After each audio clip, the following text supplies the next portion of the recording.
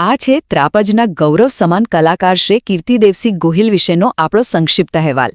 જો આસ્થા એગ્રો તળાજાના નરેશભાઈ પટેલિયા દ્વારા સંકલિત આ માહિતી ખરેખર અદ્ભુત છે, જે આપણને બતાવે છે કે કેવી રીતે એક નાનકડા ગામનો યુવાન પોતાની કળા અને સેવાથી માત્ર રાજ્યમાં જ નહીં પણ આખા દેશમાં પોતાનો ડંકો વગાડી શકે છે. કીર્તિદેવસિંહે પોતાની કલાથી માત્ર ત્રાપ જ નહીં પણ આખા ભાવનગર જિલ્લાનું નામ રોશન કર્યું છે. અદ્ભુત, ખરું ને?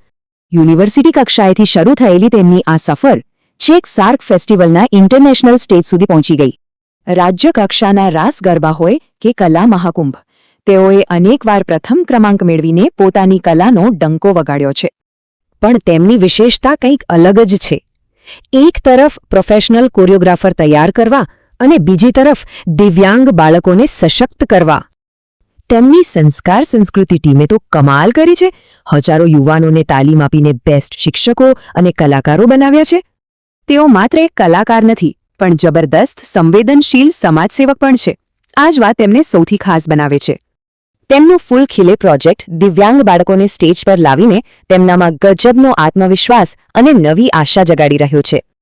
કલ્પના કરો, અત્યાર સુધીમાં 150થી વધુ દિવ્યાંગ બાળકોને આ ખાસ તાલીમ મળી ચૂકી છે. આ એક મોટો આંકડો છે.